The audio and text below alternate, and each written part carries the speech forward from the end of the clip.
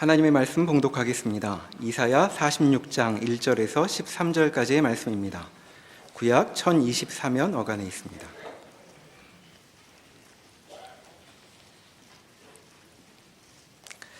벨은 엎드러졌고 느보는 구부러졌도다. 그들의 우상들은 짐승과 가축에게 실렸으니 너희가 떠매고 다니던 그것들이 피곤한 짐승의 무거운 짐이 되었도다. 그들은 구부러졌고 그들은 일제히 엎드러졌으므로 그 짐을 구하여 내지 못하고 자기들도 잡혀갔느니라. 야곱의 집이여, 이스라엘 집에 남은 모든 자여, 내게 들을지어다.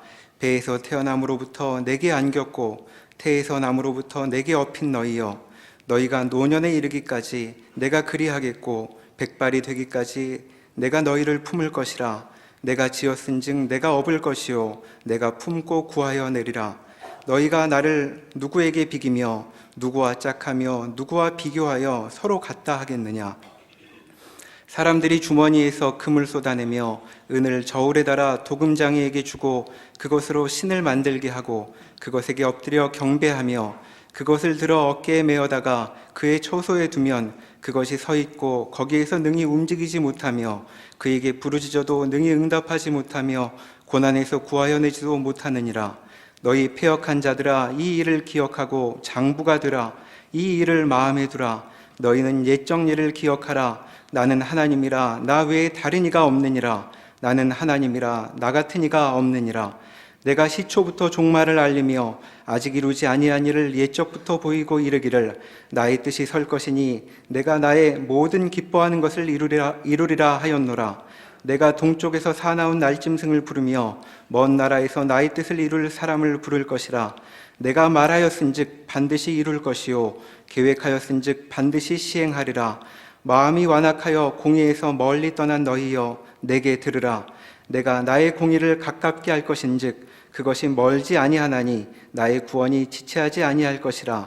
내가 나의 영광인 이스라엘을 위하여 구원을 시온에 베풀리라. 아멘. 오늘 46장의 말씀은 하나님께서 포로된 이스라엘 백성에게 구원을 베푸실 것을 강력하게 선포하는 내용입니다. 1절에 나오는 벨은 엎드러졌고 느보는 구부러졌도다. 그들의 우상들은 짐승과 가축에게 실렸으니 너희가 떠매고 다니던 그것들이 피곤한 짐승의 무거운 짐이 되었도다. 라는 시작절은 바벨론 제국이 섬기던 국가신, 국가 우상의 이름입니다. 벨은 우리가 마르둑으로 더 잘 알고 있는 그 마르둑 우상의 별명이고, 느보는 벨의 아들입니다. 그러니까 부자 우상이죠.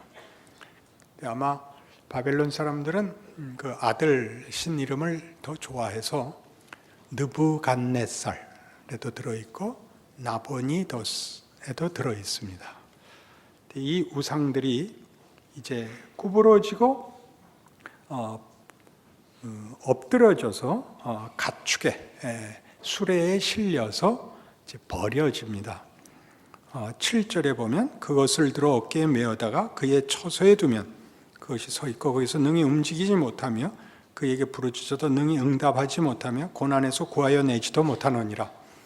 그 원래 신전을 세워서 우상을 세워놨을 때도 홀로 움직이지도 못하고 대답도 못하는 신이었고, 지금은 그것이 페르시아에 의해 바벨론이 멸망하자 그들이 섬기던 우상들도 이렇게 수레에 다 담아져서 내버려지고 있는 장면을 묘사하고 있습니다. 이런 일들은 8절에 보듯이 너희 패역한 자들아, 이 일을 기억하고 장부가 되라. 이 일을 마음에 두라 라는 말로서 바벨론의 멸망, 그리고 바벨론을 멸망시킨 페르시아의 왕 고레스가 이스라엘을 장차 해방시킬 이 일들을 통하여 이 패역한 자들은 그 포로로 잡혀온 이스라엘 백성들입니다. 하나님 믿지 않고 늘 거부하여 이 심판을 받은 바벨론의 포로가 된 자들을 가르칩니다. 패역한 자들아, 이 일을 기억하여, 즉 이 일을 보고 장부가 되라, 철이 들어라, 그런 뜻입니다. 이스라엘이 망할 때 이스라엘 사람들은 생각하기를 선지자들이 일어나서 너희가 이렇게 하나님을 배반하고 그를 따르지 않고 순종하지 않고 세상 나라와 똑같이 죄악을 삶의 보편적 내용으로 가지고 있으면 하나님 앞에 심판을 당한다 라고 했으나 듣지 않았습니다.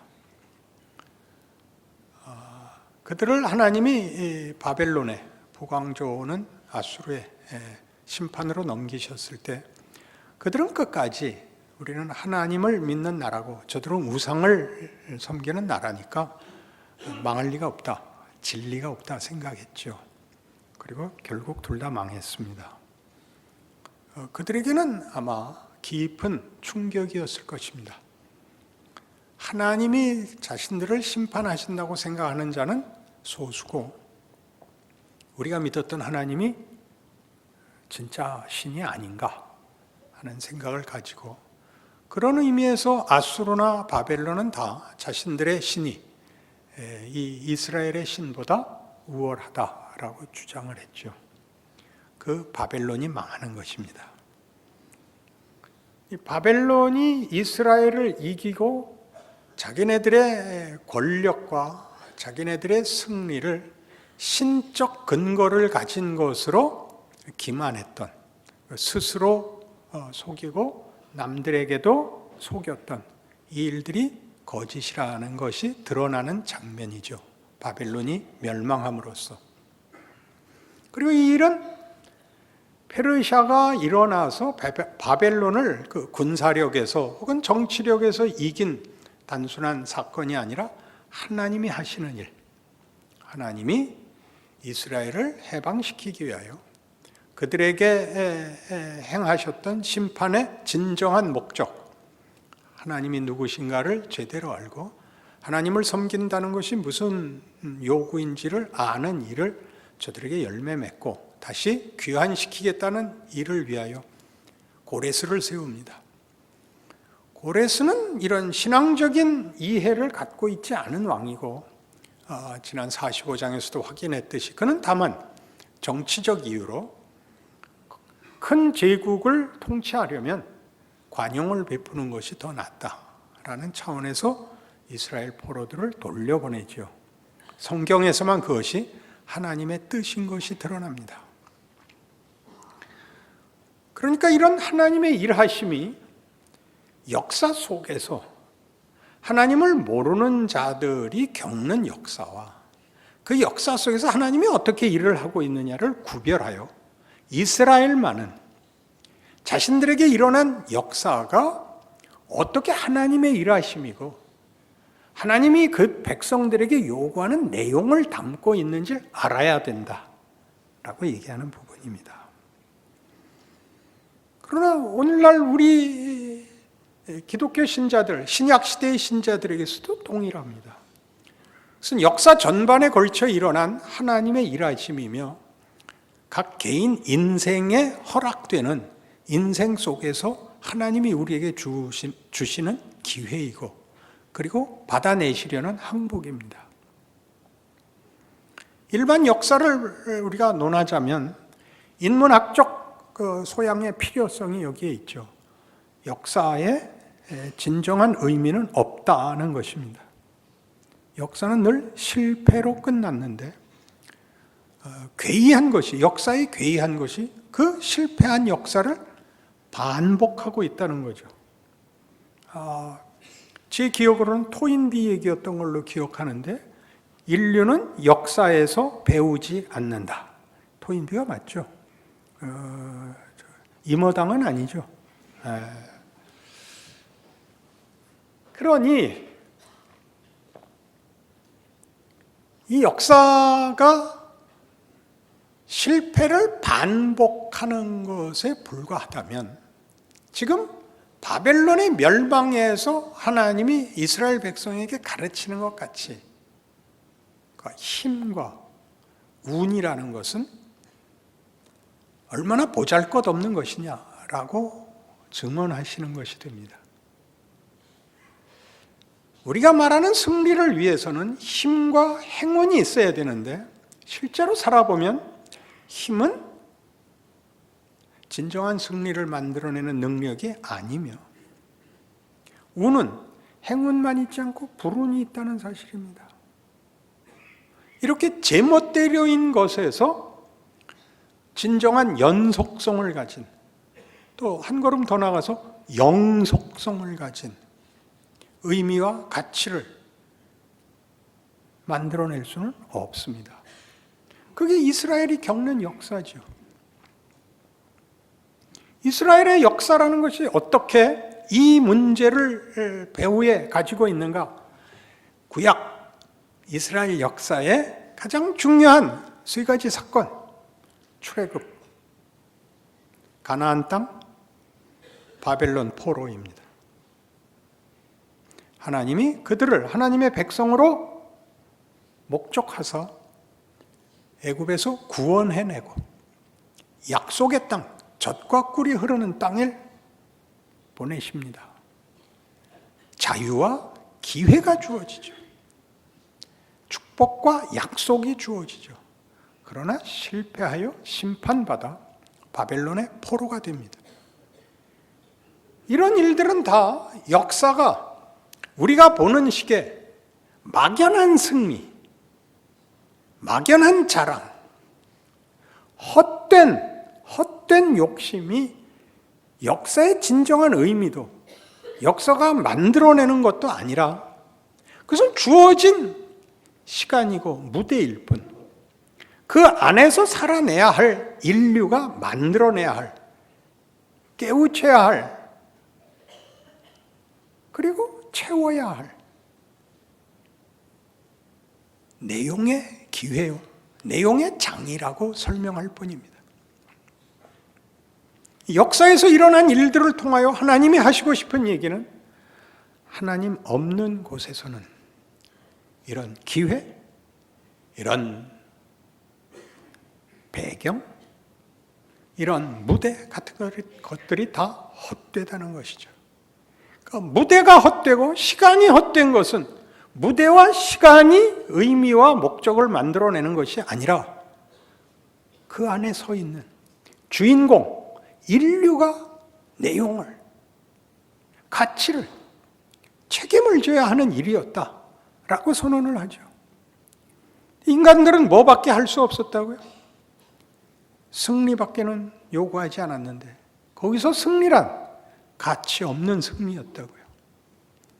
다만 폭력이었다고요. 다만 거짓말이었죠. 역사가 증언하는 것과 똑같이, 그리고 구약에서 이스라엘 백성이 그들의 역사 속에서 그 길을 걸은 것 같이 인류 역사라는 거대한 그 시간, 경험 속에서 각 개인들은 그 일을 자기 생애에서 반복적으로 경험합니다. 여러분 모두가 경험합니다. 여러분이 태어나서 자라면서 배우는 최고의 도전, 최고의 관심, 최고의 소망은 다 승리입니다. 막연한 승리입니다. 그 승리는 그래서 어떤 가치를 위한 승리가 아니라 상대를 이기는 것입니다. 그래서 우리의 이김은 피 흘리는 이김입니다.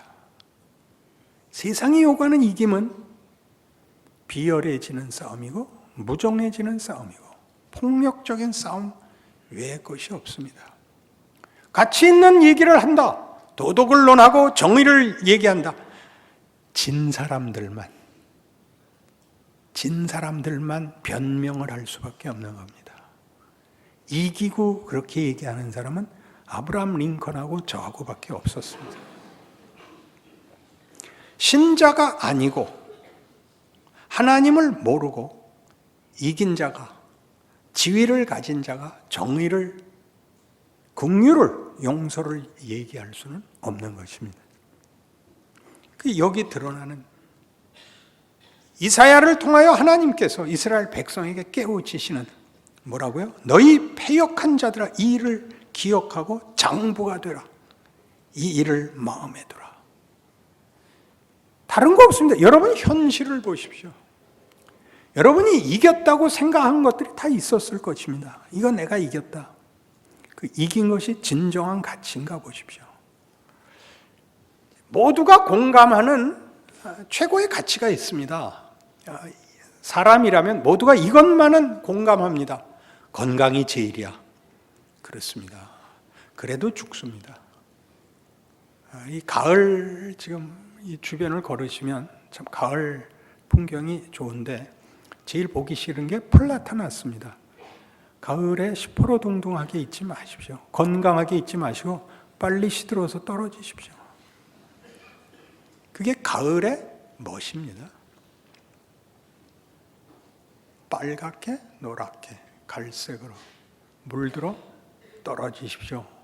시퍼러둥둥하게 살아있지 마시고 건강하게 오래 사는 거 버립니다.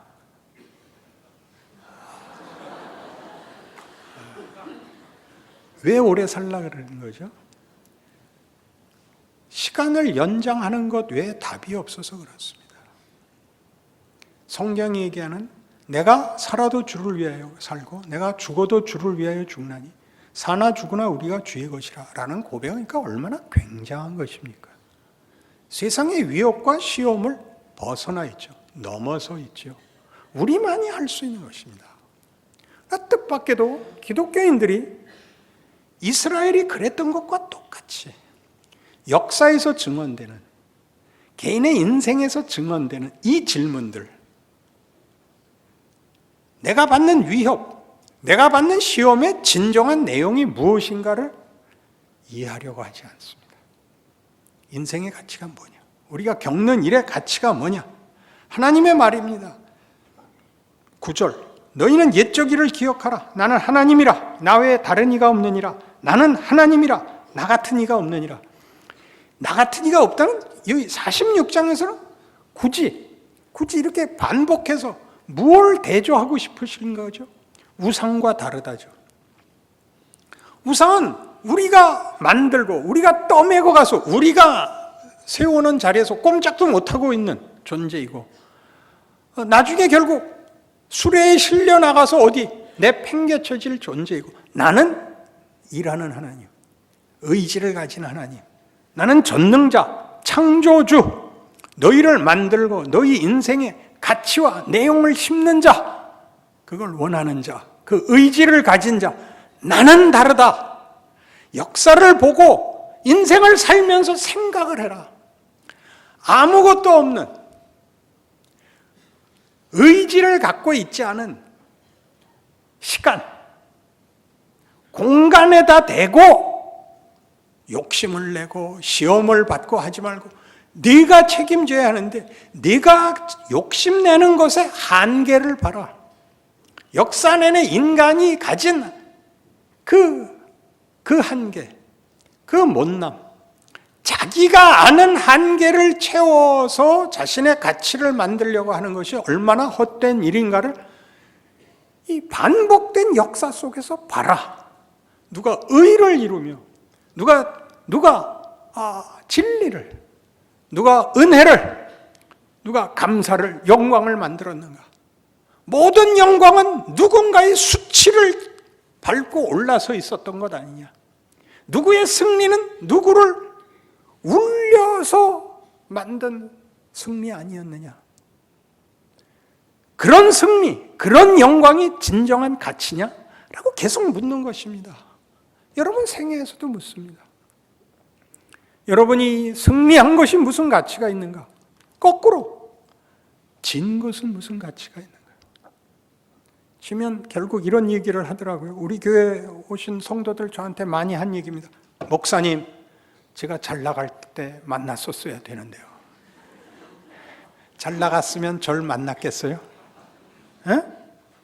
돈 있고 시간 있고 건강한데 날 만난다고요? 어림도 없죠. 지가 바쁘죠. 여러분 그런 생각 언제 하죠? 여러분이 억울한 처지에 있으면 정의를 논합니다. 정의를 실현해야 될 지위에 올라서 정의를 실현하는 자는 역사에 없습니다. 정신들 차리십시오. 그러니까 지금 권력을 가진 자들, 나쁜 놈들을 죽이면 새 세상이 온다고요? 그렇게 말하지 마십시오. 여러분이나마 잘하십시오. 실패자로, 약한 자로 정의를 실천하십시오. 정의를 권력으로 실천하지 마시고 자신에게서 내용으로 가지십시오. 그걸 할 수 없으면 여러분들은 다만 분노하는 것입니다. 보복을 원하는 것입니다. 하나님 저 새끼들 다 죽여주시옵소서. 왜? 아무것도 아닙니다. 기독교는 그런 초라한 종교가 아닙니다. 하나님은 나는 다르다. 이 얘기를 붙이십니다. 10절 내가 시초부터 종말을 알리며 아직 이루지 아니한 일을 옛적부터 보이고 이르기를 나의 뜻이 설 것이니 내가 나의 모든 기뻐하는 것을 이루리라 하였노라. 내가 시초부터 종말을 알렸다 그래요. 44장 6절에 가시면 이 표현이 이렇게 되어 있습니다. 이스라엘의 왕인 여호와 이스라엘의 구원자인 만군의 여호와가 이같이 말하노라. 나는 처음이요 나는 마지막이라. 나 외에 다른 신이 없느니라. 이게 무슨 뜻일까요? 요한계시록에서는 예수님께서 사도 요한에게 나타나서 나는 알파와 오메가요 나는 처음이요 나중이라 그렇게 말하십니다. 처음과 나중이란 건 무슨 뜻일까요? 모를 것도 없죠. 처음이고 나중이죠. 시작이라는 것은 목적을 가지지 않는 한 시작이 아닙니다. 안 그래요? 목적을 가져야 시작이지 즐거워 놓으면 시작이 아닙니다. 여러분 자에 이렇게 눈금 있는 자 30cm 자 기억하시죠? 그게 모든 눈금이 다 시작입니까?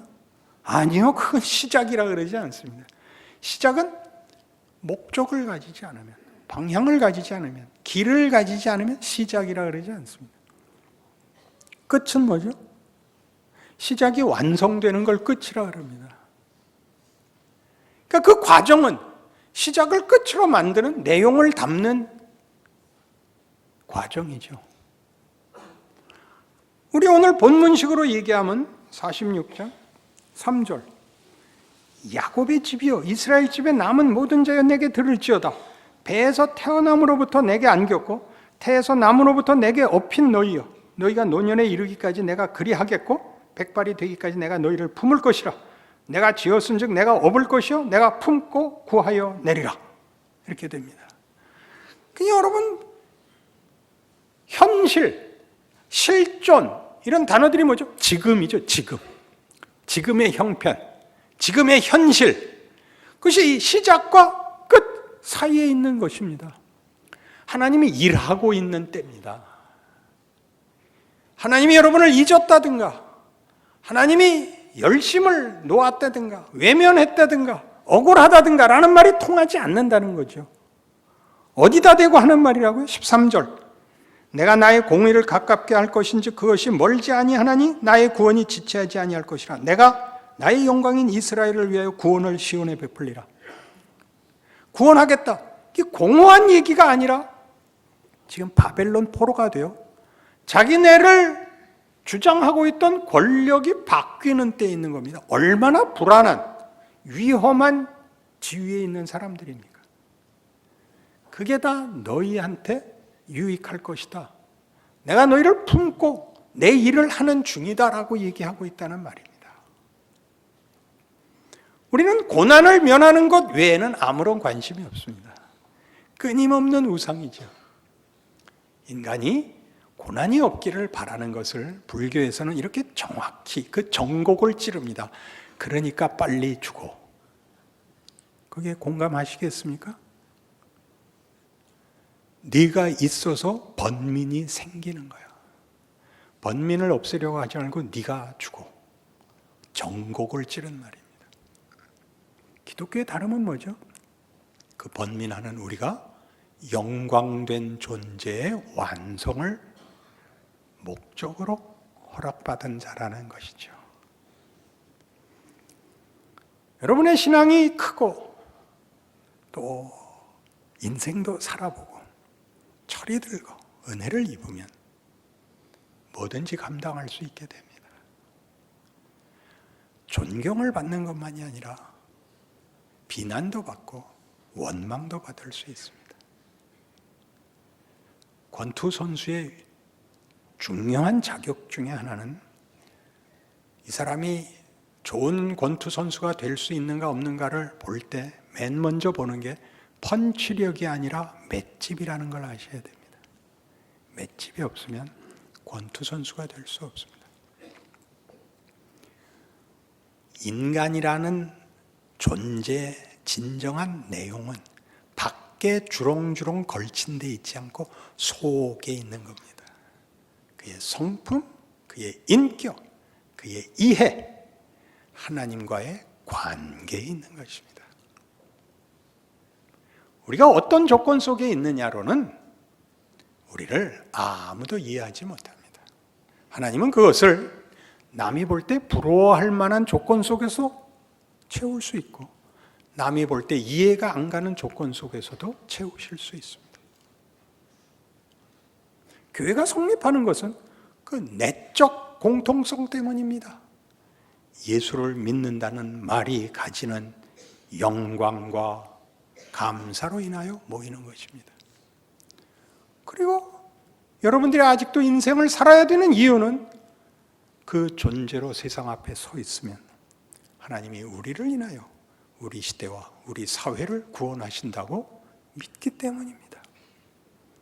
그 책임의 위대함을 알기 때문에 아무것도 아닌 존재 같은 조건으로 우리는 하루하루를 살아낼 수 있는 것입니다. 성경이 하는 얘기입니다. 로마서 5장에 오시면 신약에서 이 문제를 이렇게 아주 잘 요약해냅니다.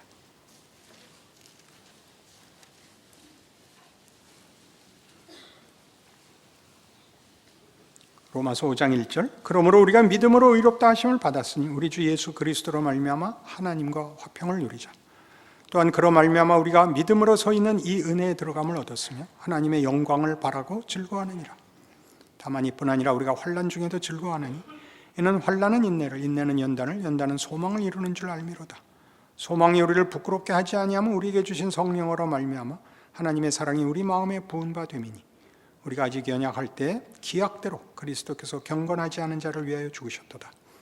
의인을 위하여 죽는 자가 쉽지 않고 선인을 위하여 용감히 죽는 자가 혹 있거니와 우리가 아직 죄인 되었을 때 그리스도께서 우리를 위하여 죽으심으로 하나님께서 우리에 대한 자기의 사랑을 확증하셨느니라.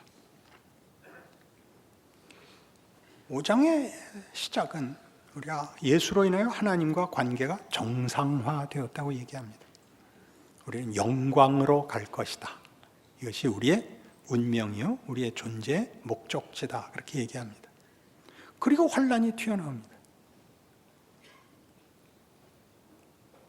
영광을 약속받은 우리를 환난 속에 둡니다. 이 환난은 현실을 말합니다. 아직 세상 속에 둡니다. 환난을 당하는 것은 하나님의 나라와 하나님의 약속들이 보이는 것으로 아직 드러나지 않은 때를, 그런 환경을 말합니다. 왜 거기 둘까요? 그 속에서 뭐가 생긴다고요? 인내하게 된답니다. 인내란 뭘까요? 인내란 견디는 거죠. 어떻게 견딜까요? 다니엘같이, 바울같이 모든 인내는 이걸로 견딥니다. 그냥이 무슨 말이죠? 그냥 선택의 여지가 없어서, 뾰족한 수가 없어서 시간을 흘러보내는 것, 그것이 인내입니다. 우리는 매일 어떤 전진이 있고 깨우침이 있고 나아져야 된다고 생각해서 굉장히 자책합니다. 시간은 그냥 흐르지 않습니다. 여러분의 혹 무지함, 무심함, 혹 게으름까지 다 누적이 돼서 결국 만들어냅니다. 어디로 간다고요? 인내는 연단으로 갑니다. 연단이란 분별과 지혜를 말합니다. 아하 하고 알게 됩니다. 알게 됩니다. 소망은 완성이죠. 이 승리가 실패할 리가 없는 것. 소망이 부끄럽게 하지 아니함은, 소망이 실패하지 않음은 하나님께서 우리에게 주신 성령으로 말미암아 하나님의 사랑이 우리 마음에 부은받았다는 겁니다. 이게 무슨 말일까요? 사랑이란 무슨 말이죠? 사랑은 의지의 극치입니다. 의지의 극치. 이게 사랑이죠. 하나님의 의지의 극치. 우리가 죄인 되었을 때 그 아들을 십자가에 매달 수 있는 의지. 그러니 겁내지 마라. 그렇게 얘기하는 거죠. 무엇을 배우신다고요? 인간이라는 존재가 성경에서 약속하는 이 하나님, 예수 안에서 부르시는 하나님, 우리의 정체성을 그와의 관계로 묶으시는, 그가 가진 창조와 부활의 영광으로 채우시겠다는 약속을 가지는 그런 존재로 자기를 이해하는 것, 그것을 기뻐하는 것, 그것으로 세상이 반복해서 위협과 시험 속에서 우리를 도전하는 헛된, 쉬운, 허망한 것과 대조시킵니다. 실컷 살아가지 않았습니까? 화를 내야 소용이 없다는 것 좀 알고 있죠. 부부싸움하다 집어던지면 소용없다는 거 알고 있죠. 누가 치워야 된다고요? 던진 사람이 치워야 됩니다. 유리창을 깨면 다음날 갈아야 됩니다. 그런 거 소용이 없다는 것 좀 아실 겁니다. 가끔 깨셔야죠. 어떻게 참겠습니까? 던질 때 휴지를 던지십시오. 한 장씩.